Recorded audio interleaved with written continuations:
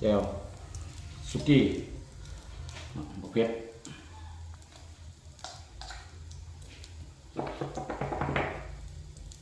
กระเทียมใส่ไปเลยผลใส่เดียวเลย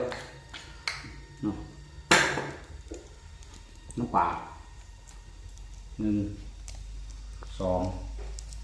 3 4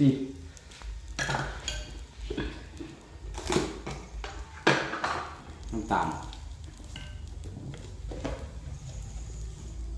1 2พอ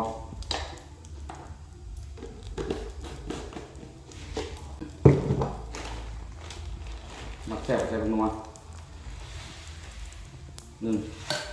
พอคนมาเนี่ย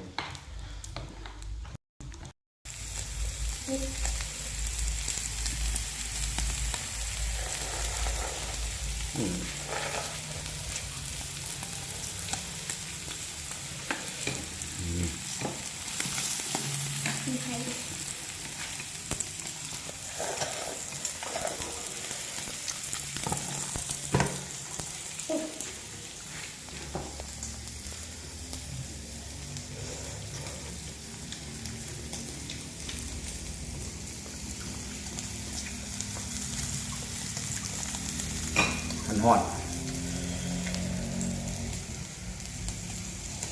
โอ้แก้วอะไรแก้วอะไร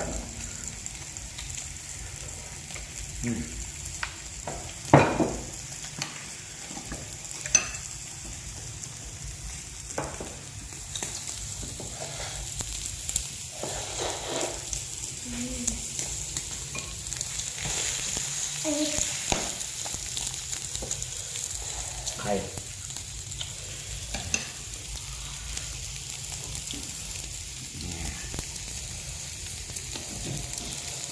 หอมมาด้วย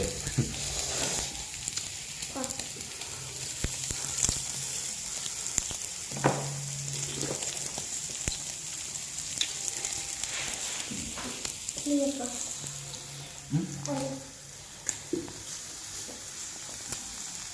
ไม่บอก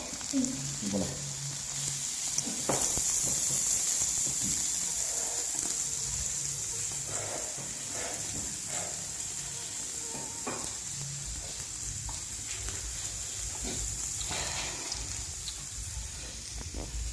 ครับผม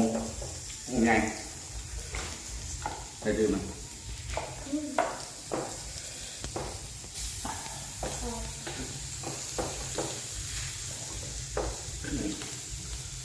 ซุปแล้วออกใช่ไหมโอ้ย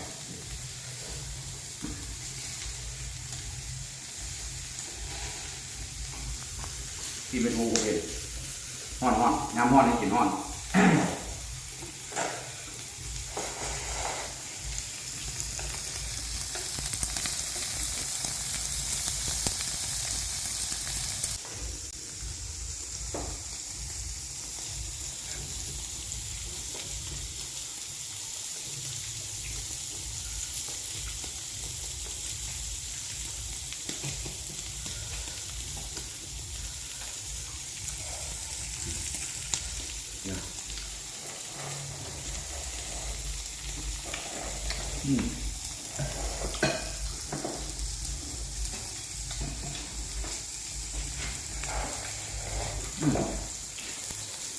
ไม่รู้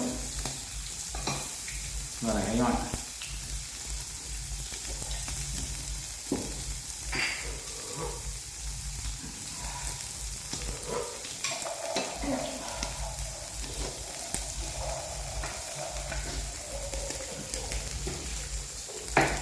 เป็นแบบพวกหัว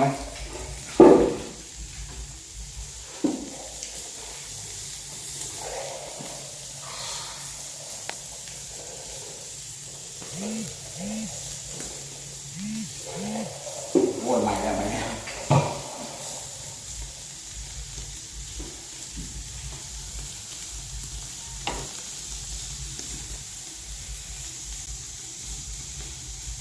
ต้อง4-5 นาทีได้เลยโบราณมาแล้วไฟแรงเลย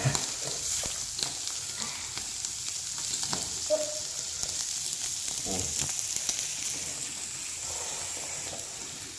สียงในเดือน โอ้ย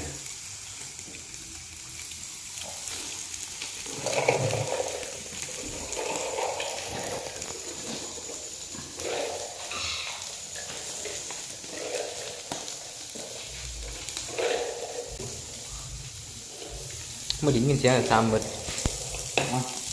đính nhìn xem là sao mất rồi ยังลูกกินไงลูกละลายน้องสิเอาก่อนเอาก่อนจะให้พ่อเอาตั้งให้น้องทำไป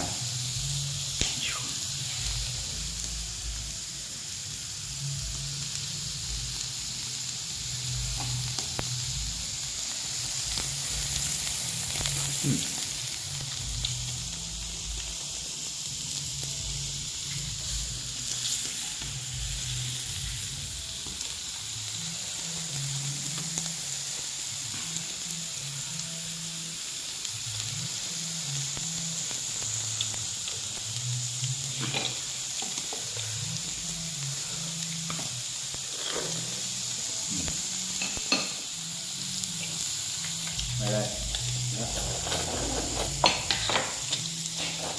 จอนไม่หมดขอบใจทุกท่านที่ติดตามครับชมครับเบิ่งเนาะสามัคคีชาแนล นี่คือคนนี้ อย่าลืมกดกระดิ่ง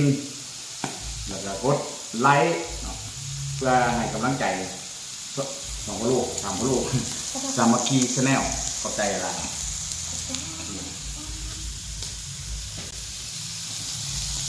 กินต่อ